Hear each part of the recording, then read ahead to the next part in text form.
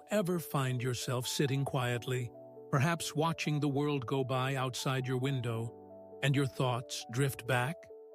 Back not just to fond memories, which are a wonderful gift of aging, but to those other moments. The moments tinged with a little ache, a whisper of, "What if?" or perhaps even a sharper pang of, "If only." It's a common experience, isn't it, this looking back over the landscape of a long life and noticing not just the sunlit peaks, but also the shadowed valleys, the paths not taken, the fences left unmended. We call this feeling regret, and it's a complex, deeply human emotion that seems to visit us more frequently as the years accumulate behind us. It's perfectly natural. As we gather more experience, more perspective, it's almost inevitable that we look at past decisions, past actions, or even past inactions through the lens of the wisdom we've gained since. Hindsight, as they say, is 20/20. We see things now that we couldn't possibly have seen then. We understand consequences in a way that wasn't clear at the time. Perhaps it was a career path you chose, or one you didn't. Maybe it involves relationships, words spoken in haste that you wish you could take back, or words of love and appreciation left unspoken that now feel like a missed opportunity echoing in the silence.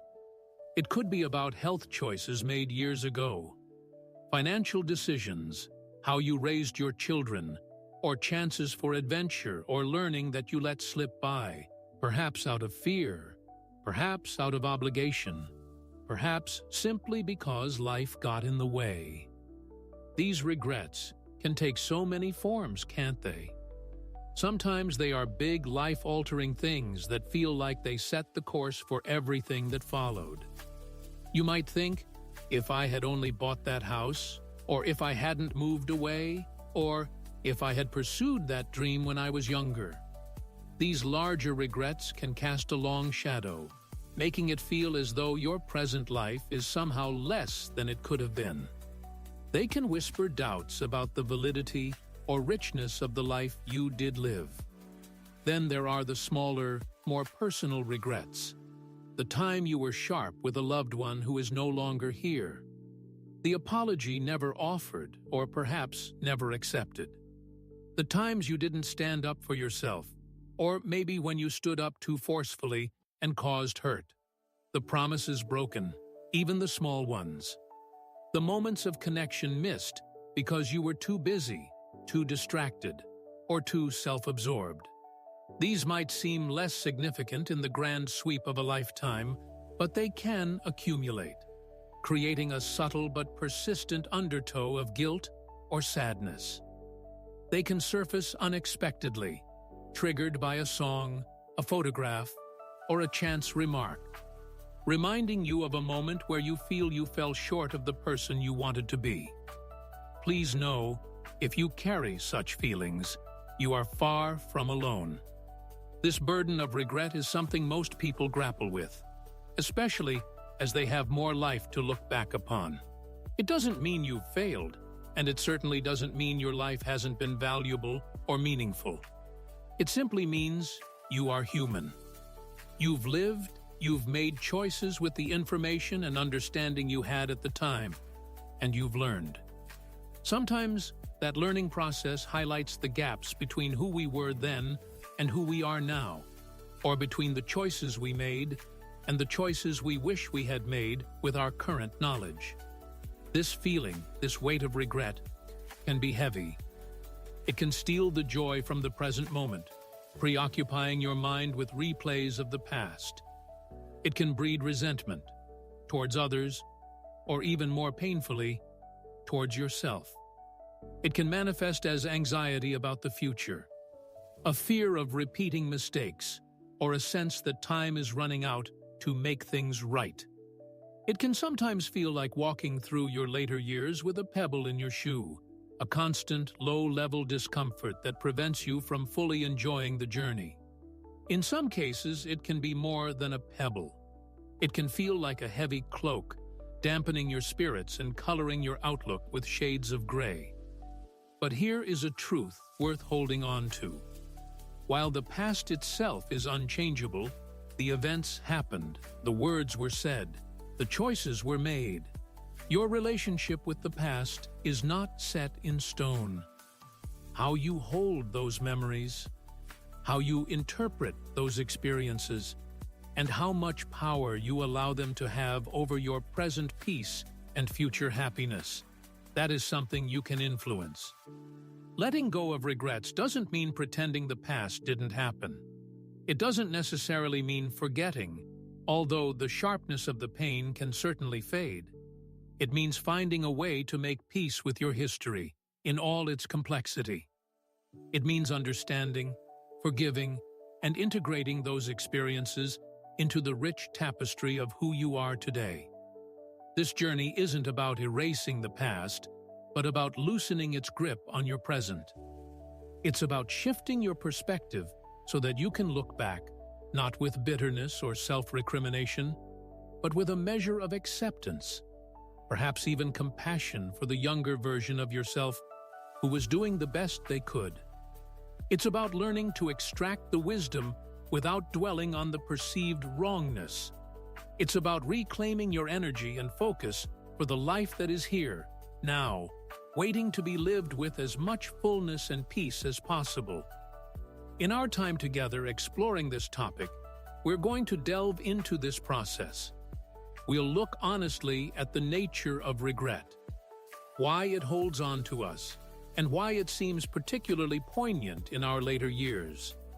Then, crucially, we will explore pathways toward loosening its hold. We'll talk about practical ways to reframe past events, the vital role of self-compassion, treating yourself with the same kindness you would offer a dear friend. We'll touch upon forgiveness, both of others and, importantly, of yourself. We'll explore how finding meaning, even in difficult experiences, can transform regret into a source of strength or understanding. This isn't about quick fixes or easy answers, because dealing with deeply felt regrets rarely is. But it is about embarking on a path toward greater peace, acceptance, and a lighter heart. It's about acknowledging the shadows, but choosing to live more fully in the light that is still available to you right now. We'll start by understanding the shape and feel of these regrets, and then, gently, begin to explore how we might learn to carry them differently, or perhaps even set some of them down for good. Now that we've acknowledged the common human experience of carrying regrets, let's gently explore some ways you might begin to loosen their grip, to find a little more peace with the story of your life as it has unfolded. It's important to understand, right from the start, that this isn't like flipping a switch. There's no magic wand to wave away feelings that may have been dwelling within you for years, even decades. This is a process, a journey of shifting perspective and cultivating kindness towards yourself. It requires patience, honesty, and a willingness to engage with your past in a new way. Think of it not as erasing chapters already written, but perhaps as writing a new introduction or epilogue to those chapters, one filled with the wisdom and compassion you possess today. The very first step, and perhaps one of the most crucial, is simply to acknowledge and validate the regret without judgment. So often, our instinct is to push uncomfortable feelings away.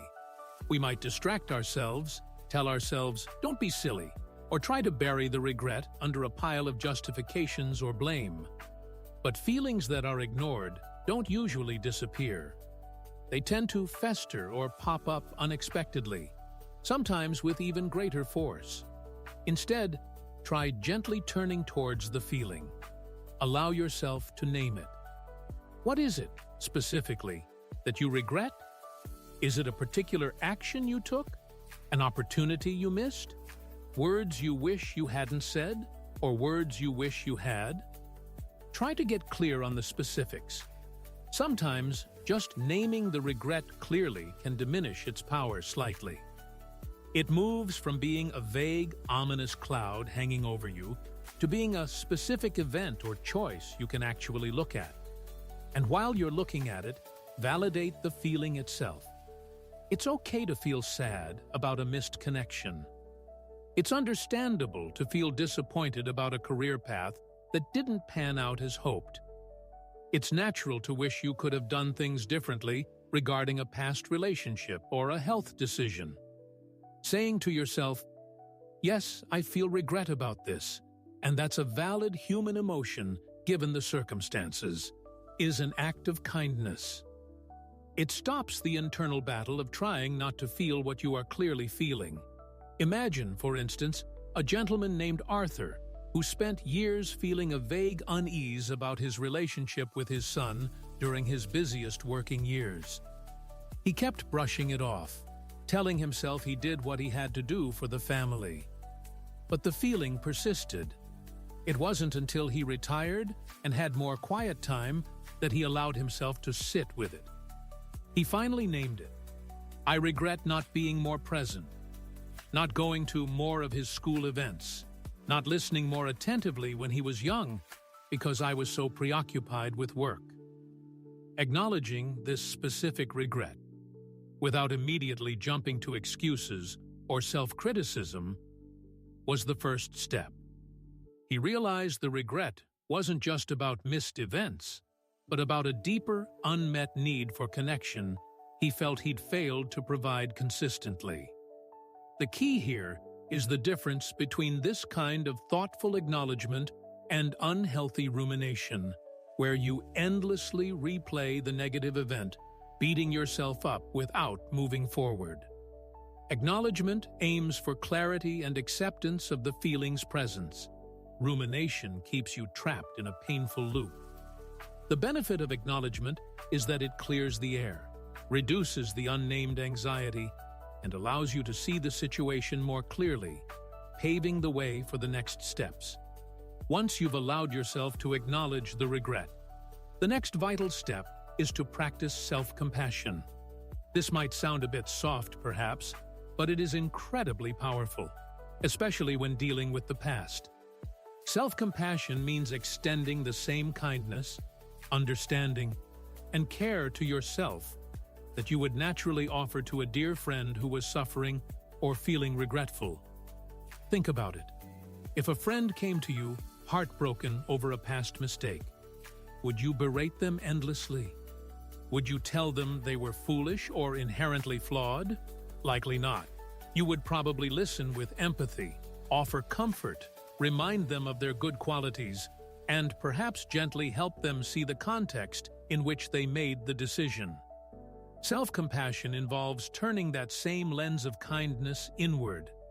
It involves three core elements: mindfulness, acknowledging the pain without exaggerating or suppressing it, as we just discussed; common humanity, recognizing that suffering, making mistakes, and feeling regret are part of the shared human experience. You are not alone in this. And self-kindness, actively comforting and soothing yourself rather than engaging in harsh self-criticism. When looking back at a regretted action or decision, try to invoke this self-compassion. Remind yourself that the person who made that choice, your younger self, was operating with the knowledge, perspective, emotional maturity, and resources they had at that time. They likely didn't have the wisdom you possess now. They were subject to different pressures, different societal expectations, perhaps different fears or insecurities. Can you look back at that younger version of you with some understanding? Can you forgive them for not knowing what you know now? Imagine speaking to that younger self. What words of comfort or gentle understanding might you offer? Perhaps you could say, "You were doing the best you could with what you understood then. It was a difficult situation, and you were trying to navigate it." For example, consider Sarah, who deeply regretted investing a significant portion of her savings in a business venture proposed by a relative, which ultimately failed. For years, she mentally kicked herself, calling herself stupid and naive. This self-criticism kept the regret alive and painful.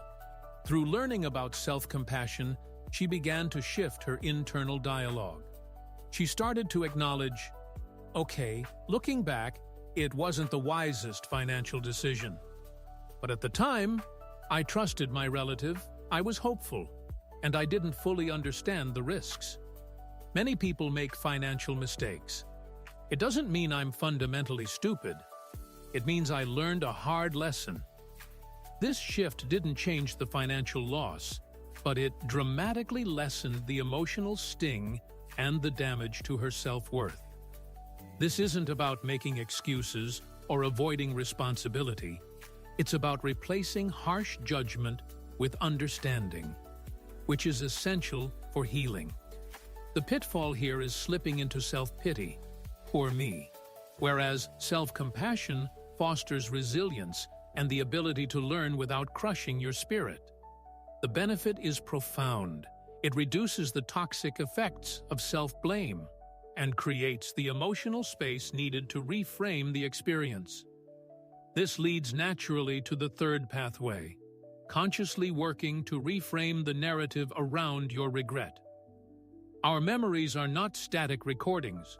They are stories we tell ourselves, and the meaning we assign to those stories can change. Reframing doesn't mean denying the negative aspects or pretending something painful wasn't painful. Instead, it involves actively looking for other perspectives, lessons learned, or even unexpected positive consequences that might have arisen from the situation you regret. Ask yourself, what did I learn from that experience, even though it was difficult? Did it teach me something important about myself, about others, about life? Did it perhaps paradoxically lead me down a path that brought unexpected joys or strengths? Did I develop resilience, empathy, or wisdom because of what happened? Think about the regret not just as an ending or a failure, but as a potential turning point or a source of invaluable life education. For example, let's revisit Arthur, who regretted not being present enough for his son. After acknowledging the regret and practicing self-compassion, recognizing the pressures he felt at the time, he began to reframe. He realized that while he couldn't change the past, his deep regret fueled a strong desire to connect differently with his grandchildren. He became the grandparent who was always there, fully present, listening intently. His past regret, reframed, became the motivation for present joy and connection. He also realized that navigating those demanding work years taught him discipline and perseverance, skills that served him well in other areas of life. Or consider Maria, who regretted staying in an unhappy marriage for too long. Initially, she saw those years purely as wasted time. Through conscious reframing, she started to see that period differently. She recognized that during those years, she developed incredible patience and inner strength. She learned how to create pockets of joy for herself and her children despite the difficult circumstances. She also learned what she truly needed in a relationship, knowledge that was invaluable when she eventually did move on. She didn't negate the unhappiness, but she added layers of meaning related to her own growth and resilience. The key is to broaden the story. Acknowledge the difficulty, yes, but also actively search for the growth, the learning, or the redirection that occurred. The pitfall is toxic positivity, trying to slap a happy sticker on a genuinely painful event. True reframing is more nuanced. It integrates the difficult parts into a larger narrative of your life journey, highlighting the wisdom gained. The benefit is immense. It can transform a source of pain into a source of strength, or, at the very least, neutralize its negative power by embedding it within a richer, more complete story of your life. Building on acknowledgement, self-compassion, and reframing, a powerful way to diminish the hold of past regrets is to focus your energy on present action and meaning. The past is immutable, but the present and future are where your agency lies. Regret often keeps us mentally tethered to what cannot be changed. Shifting your focus to what you can do now can be incredibly empowering. Ask yourself, based on what I learned from that past experience, how can I live differently today? What values does this regret highlight for me? And how can I honor those values now? If your regret involves relationships, perhaps there's an opportunity for reconciliation or making amends, if appropriate and possible. This could mean writing a letter, making a phone call, or offering a sincere apology. Even if the other person is no longer here or reconciliation isn't feasible, you can still act on the learned value. If you regret not being kind enough, practice extra kindness today. If you regret dishonesty, commit to rigorous honesty now. If the regret involves a missed opportunity, is there a way to pursue a version of that opportunity now? Perhaps you regretted not traveling more when you were younger. Maybe extensive travel isn't possible now, but exploring your local area, visiting museums, or learning about other cultures through books or documentaries can still honor that value of exploration. Consider James, who regretted never finishing his university degree. In his late 60s, he felt this lack keenly. Instead of dwelling on it, he decided to take action in the present. He enrolled in an online history course that fascinated him. He wasn't pursuing a degree for a career, but purely for the joy of learning, fulfilling that long-held desire in a way that fit his current life. This action didn't erase the past, but it brought immense satisfaction and shifted his focus from what wasn't to what is. Sometimes, present action can involve channeling the energy of regret into something positive for others. If you regret certain financial decisions, perhaps you can use your experience to gently guide younger family members. If you regret not spending enough time volunteering, find a cause that resonates with you now. The crucial point is that taking meaningful action in the present redirects your energy, demonstrates your growth, and builds new, positive experiences. It reinforces the message that you are not defined solely by your past mistakes or missed chances. The pitfall is thinking that present action somehow cancels out the past. It doesn't, but it does create new meaning and demonstrates that the lessons were learned. The benefit is a renewed sense of purpose, empowerment, and the tangible experience of living according to your evolved values. Finally, intertwined with all these steps is the profound and sometimes challenging process of considering forgiveness, both of others and perhaps most importantly, of yourself. Holding on to deep-seated resentment or blame towards someone else can be like drinking poison and expecting the other person to suffer. It binds you to the past event, keeping the wound fresh. Forgiveness, in this context, doesn't necessarily mean forgetting what happened, condoning the behavior, or even reconciling with the person. It primarily means choosing to release the anger, the bitterness, and the desire for retribution for your own peace of mind. It's about letting go of the emotional debt you feel you are owed. This can be incredibly difficult, especially when the hurt was significant. It's often a gradual process, not a single decision. It might involve journaling about your feelings, talking it through with a trusted friend or counselor, or making a conscious internal choice to stop replaying the hurt and letting the resentment consume your energy. Think of Eleanor, whose business partner betrayed her trust decades ago, leading to significant financial and emotional fallout. For years, she carried intense anger. Eventually, she realized this anger was a heavy burden affecting her health and relationships. She worked towards forgiveness, not for her former partner's sake, they hadn't spoken in years, but for her own. She consciously decided she would no longer give that past event the power to sour her present. It took time and effort, but releasing that bitterness felt like setting down a heavy weight she hadn't realized she was still carrying. Equally, if not more, important is self-forgiveness. We are often our own harshest critics. We hold on to self-blame for past mistakes long after anyone else involved has moved on. Self-forgiveness involves accepting your flawed humanity, acknowledging that you made a mistake or acted poorly, learning from it, and then consciously deciding to let go of the self-punishment. It draws heavily on self-compassion, understanding the context, recognizing your intentions, which may not have been malicious, even if the outcome was negative, and accepting that you, like everyone, are imperfect and capable of error. Can you forgive yourself for not knowing then what you know now? Can you accept that you did the best you could, however flawed that best might seem in retrospect? Forgiving yourself doesn't mean you approve of the past behavior. It means you release yourself from the ongoing penalty of self-condemnation. The nuance here is critical. Forgiveness is not forgetting or excusing, especially in cases of significant harm.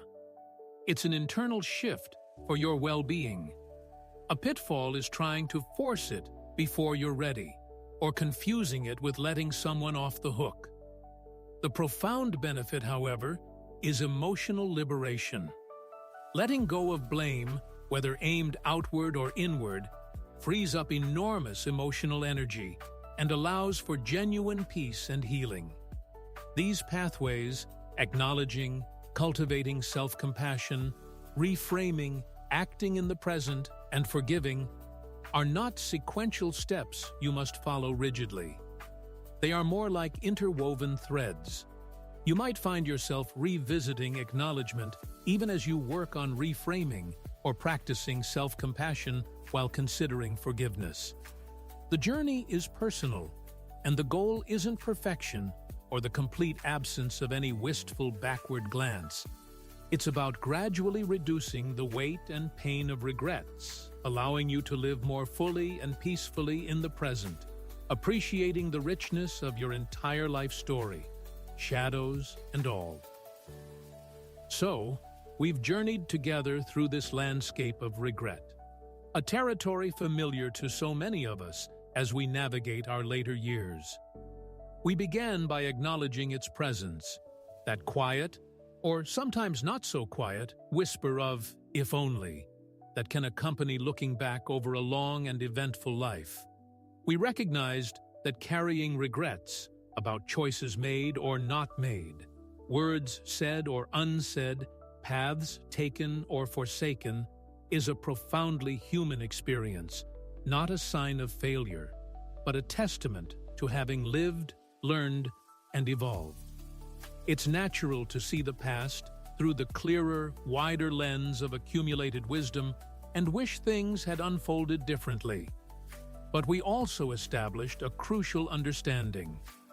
While the past itself is fixed, our relationship with it is not. The power to find peace, to loosen the often painful grip of regret, resides within you right now.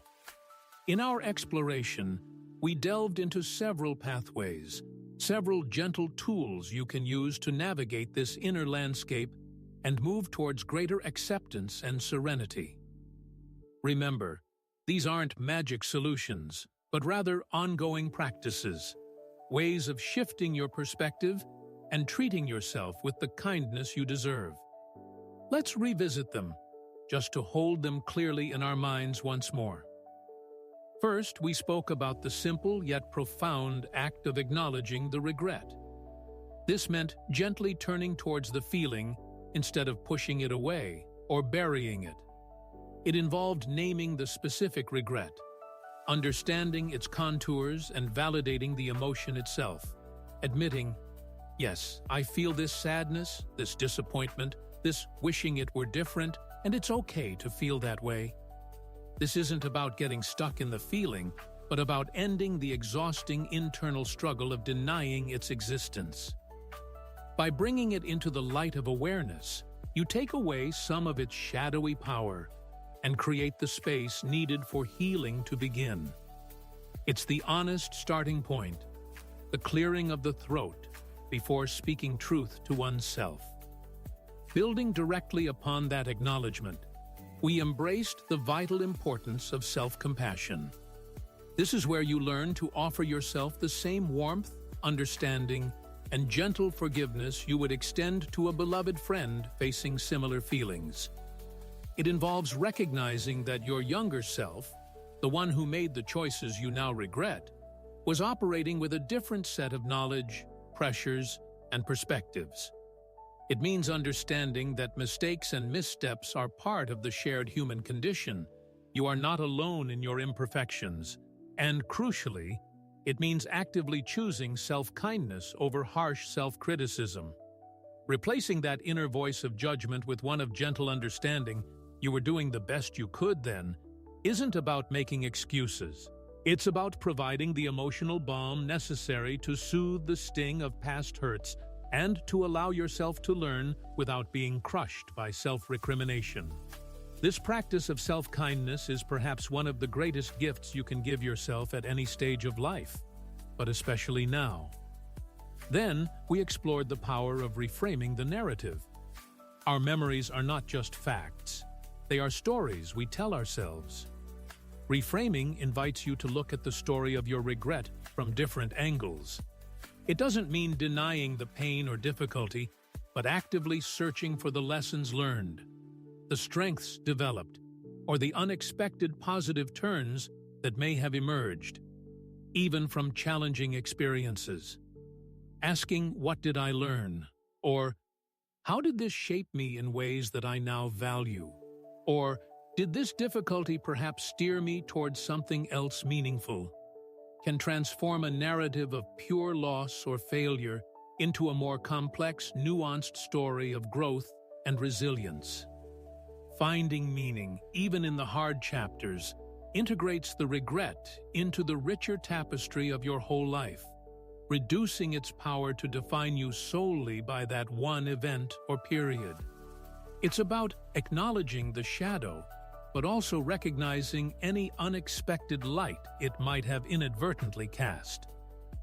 From understanding and reframing, we turn towards the empowering potential of focusing on present action and meaning. The past cannot be undone, but the present is where your choices matter now. We discussed how you can take the wisdom gleaned from your regrets and channel it into how you live today. If regret highlights a value you feel you neglected, perhaps connection, kindness, learning, adventure, how can you honor that value now in ways appropriate to your current life? This might involve mending relationships where possible, practicing deliberate kindness, engaging in lifelong learning, exploring new interests close to home, or contributing to your community. Taking meaningful action in the present redirects your energy away from the unchangeable past, reinforces your sense of agency, demonstrates your growth, and builds new, positive experiences. It's a powerful way of saying, "I learned from that, and this is how I choose to live now." It affirms that your story is still being written. Finally, we touched upon the often challenging, but ultimately liberating, path of considering forgiveness. This involves two dimensions: forgiveness of others and forgiveness of self. Forgiving others isn't necessarily about reconciliation or condoning past wrongs. It's primarily an internal act of releasing the burden of anger, resentment, and bitterness for your own peace. It's about deciding not to let past hurts continue to poison your present well-being. And perhaps, even more fundamentally, self-forgiveness involves extending that same grace inward. It means accepting your own humanity, acknowledging mistakes without endless self-punishment, learning the lessons, and choosing to let go of the self-condemnation. It's deeply intertwined with self-compassion, accepting that you, like everyone, are fallible and deserving of peace, even with an imperfect past. Releasing blame, whether directed outward or inward, frees up immense emotional energy and is often the key that unlocks the door to true, lasting peace with your history. Bringing these threads together, acknowledgement, self-compassion, reframing, present action, and forgiveness, offers a comprehensive toolkit for gently dismantling the structure of regret that might be casting a shadow over your present. It's a journey, not a destination, and it requires ongoing patience and kindness towards yourself. Now, let's step back and consider the broader perspective. Why is undertaking this work, this gentle engagement with past regrets, so particularly important in our later years? It's because finding peace with your past profoundly impacts the quality of your present and your outlook on the future. Letting go of the weight of regret frees up incredible mental and emotional energy. Energy that can be reinvested into appreciating the simple joys of daily life, nurturing relationships, pursuing interests, or simply resting in a state of greater calm and contentment. It allows you to be more fully present, truly present, for the moments that make up your life now, rather than being perpetually pulled back into mental replays of what might have been. There's a certain dignity that comes with this process, too. It's an act of profound self-respect to look honestly at your life, acknowledge the difficult parts, and choose to relate to them with wisdom and compassion, rather than bitterness or denial. It's a testament to your capacity for growth, learning, and healing right up to the very end. It affirms that your life story, with all its twists and turns, has value and meaning. The regrets, seen through this lens, are not just scars. They are markings of a life fully lived, battles fought, both internal and external, lessons learned, and wisdom gained. They are part of what makes your perspective unique and valuable. Think of your life not as a perfect straight line, but as a rich, complex tapestry. There are bright threads of joy, love, and success. There are also darker threads of sorrow, loss, and yes, regret. But all these threads woven together create the complete picture, the unique pattern that is your life. Trying to pull out or deny the darker threads only leaves holes and weakens the fabric. Accepting the whole tapestry, understanding how even the difficult parts contribute to the overall design and strength, allows you to appreciate the richness and resilience woven into your very being. This journey towards peace with the past is perhaps one of the most significant emotional and spiritual tasks of aging. It's about integrating your life experiences into a cohesive whole, finding a sense of acceptance, and realizing that your worth as a person is inherent and unchanging, regardless of past mistakes or misfortunes. It allows you to face the future, whatever it may hold, not with fear or a sense of depletion fueled by past grievances, but with a measure of serenity, openness, and hard-won wisdom. It reinforces the powerful truth that you are the author of how you interpret your life story. And you can choose to write these later chapters with themes of peace, acceptance, and self-compassion. So, be gentle with yourself as you navigate these reflections. There is no timeline, no right or wrong way to feel. Simply holding the intention to find peace is a powerful first step. Remember the immense strength and resilience that have brought you this far. You have weathered storms, celebrated joys, learned countless lessons. The wisdom you hold now is a precious resource. Use it kindly on yourself. Allow yourself to release the burdens that no longer serve you. Embrace the peace that comes from accepting your whole story. Let this be your quiet resolve, to look back not with the sharp sting of regret, but with the gentle understanding of hindsight, the warmth of self-compassion, and the quiet wisdom that accepts the totality of your unique and precious life. The peace you seek is not found in changing the past, but in changing your relationship to it, right here, right now. And that power rests gently, waiting within you.